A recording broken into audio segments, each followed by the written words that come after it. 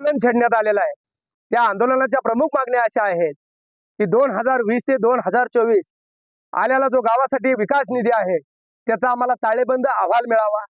दुसरं, दिव्यांग निधीची आम्हाला संपूर्ण माहिती मिळावी। त्या ठिकाणी दिव्यांग बांधवांना खरोखर निधी देण्यात आला का आणि त्यांच्यासाठी खर्च आला का मधीच कुणी गायब केला गेला याची आम्हाला माहिती मिळाली पाहिजे। त्या ठिकाणी मागासवर्गीयांचा जो निधी असतो तो सुद्धा आम्हाला या ठिकाणी मागासवर्गीयाच्या नावाने जो निधी आलेला आहे त्या ठिकाणी किती निधी आला, त्यांना खर्च किती केला आणि तेही आम्हाला त्याचाही ताळेबंद आणि अहवाल मिळाला पाहिजे। आणि 15व्या वित्त आयोगामधून त्या ठिकाणी शासनाने किती पैसे खर्च केले आणि त्या पैशाचं हित विल्हेवाट कशी लावली गेली, ह्या प्रमुख मागण्या या ठिकाणी आम्ही घेऊन बसलेलो आहे। ह्या मागण्या आमच्या पूर्ण झाल्याशिवाय आम्ही या ठिकाणी उठणार नाही। गेले कित्येक वर्ष झाले आम्ही ह्या मागण्या मागतोय, परंतु आमच्या ह्या मागण्याकडे केराची टोपली दाखवली गेली। आमच्या मागण्याकडे या ठिकाणी लक्ष दिलं जात नाही। या ठिकाणी मनमानी कारभार केला जातो। आणि दुसरं म्हणजे जे कॉम्प्युटर सिस्टमचा जो अधिक कर्मचारी असतो ग्रामपंचायत मधला तो रोजच्या रोज आला पाहिजे, ग्रामसेवक रोजच्या रोज आला पाहिजे। आणि जी जलजीवन मधनं जी पाईपलाईन झालेली आहे त्या पाईपलाईनची सुद्धा सखोल चौकशी झाली पाहिजे। या प्रमुख मागण्यासह आज तनाळीमधला ज्येष्ठ नागरिक असेल, महिला असतील, तरुण मित्र मंडळी असतील, या सगळ्यांनी हा प्रश्न सगळ्यांनी धरून या ठिकाणी गावाला न्याय देण्याच्या भूमिकेमध्ये आज आम्ही सगळे बसलोय। या ठिकाणी जर आम्हाला ह्या मागण्या मान्य नाही झाल्या, आमच्या मागण्याप्रमाणे नाही यांनी तरी उत्तर दिलं, BDO साहेब आल्याशिवाय आम्ही उठणार नाही, CO साहेब आल्याशिवाय आम्ही या ठिकाणी उठणार नाही। एवढंच मी या ठिकाणी बोलतो आणि आमच्या कृपया या सरकारने, या कर्मचाऱ्यांनी आमच्या मागण्या मान्य कराव्या एवढी विनंती करतो आणि मी थांबतो। नमस्कार, मी असप्पा मासळ बोलतोय। आज तनाळगावमध्ये 2020 ते 2024 या 4 वर्षाची निधी आला त्याचा हिशोब, नंतर मागासवर्गीय 15% निधी त्याचा हिशोब, ती कुठे वापरला, दिला का नाही दिला ह्याची मागणी, आणि 15वा वित्त आयोग हा किती आला आणि कुठे वापरला ह्याचं काय केलंय ह्याचा हिशोब सगळा पूर्ण आम्हाला मिळाल्याशिवाय आम्ही इथनं उठत नाही। आणि दुसरी गोष्ट म्हणजे जो नदीच्या वाटेचा जो प्रश्न आहे तो प्रश्न जो आज 5-6 वर्ष प्रलंबित तसाच पडलाय। वेळच्या वेळी ग्रामसभेत मागणी करून सुद्धा ही ग्रामपंचायत त्याच्यावर रितसर त्या रस्त्याकडच्या शेतकऱ्याला नोटीस काढत नाही। असाच तो वाटेचा प्रश्न प्रलंबित ठेवलाय, अजून वाट केली नाही। आणि पूर्ण गावात गटर केले, त्या गटारीचं पाणी नदीच्या त्या रस्त्यावर सोडले तर आता सध्या पाणी वाहते, रस्ते नीट जाता येत नाही। असा यांचा आंधळा आणि काळा बाजार आहे सगळा। एवढी बोलून मी थांबतो। या ठिकाणी झाड लावलं गेलेलं आहे।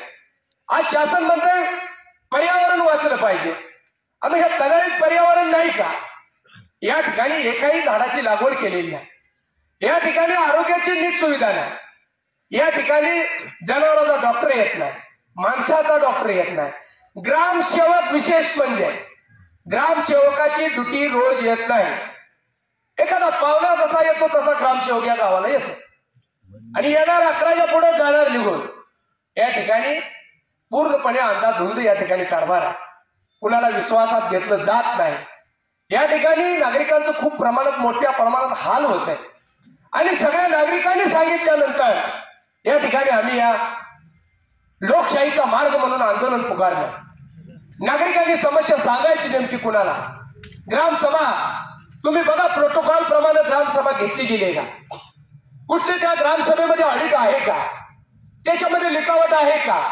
आमचं मुख्यमंत्री, CO साहेब, कलेक्टर साहेब यांना मागणी आहे, बाबा तुम्ही विकास झाला म्हणताय, मग कोणत्या गावाचा झाला? आज तुम्ही या गावामध्ये फिरून बघा, नेमका काय विकास झाला, नेमक्या काय सुविधा उपलब्ध करून देण्यात आल्या या गावाला, हे तुम्ही तुमच्या माध्यमातून तुम्हाला मी विनंती करतो। या ठिकाणी कुठली स्वच्छतेची कुठली बाजू नाही, नागरिकाची कुठली समस्या ऐकून घेतली जात नाही। जी मैलाचं पाणी असतं, जी घाण पाणी असतं ती वाटोवर सोडले। अरे बाबा, तुम्ही गटार करणार आहे म्हटल्यावर त्याला शेवट जिथं करायचं ती तुमच्याकडे सिस्टम पाहिजे का नाही?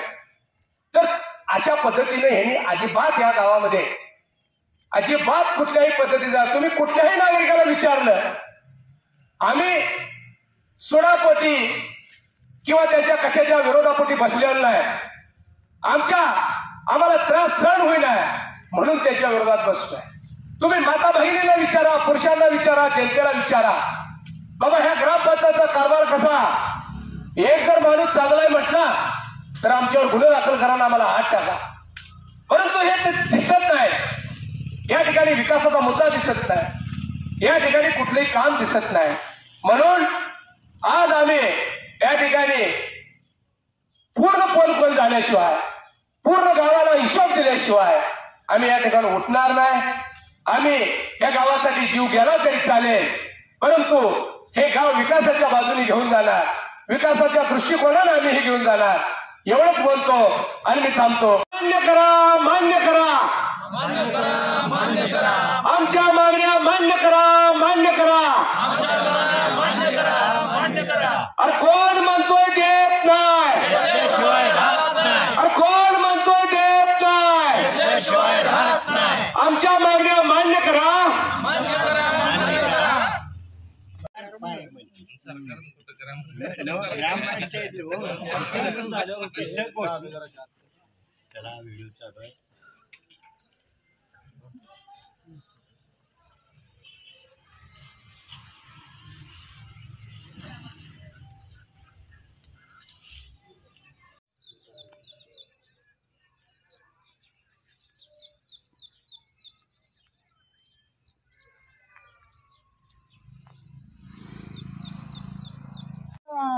बारक्या पाईपात पाणी बसणार, पाणी कमी किती झाली नाही.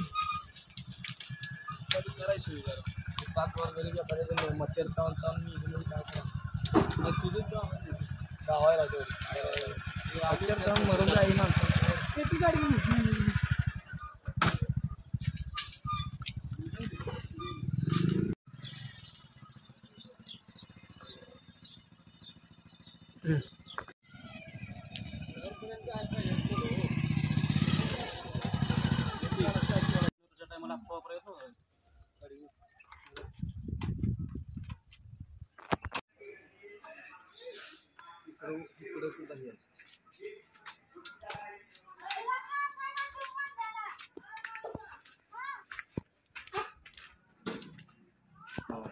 कवनाला सोपा आपल्याला दिले नाही तर काय दिलं तिथे सगळं PVC पाईप पाहिजे सगळं पूर्ण पाणी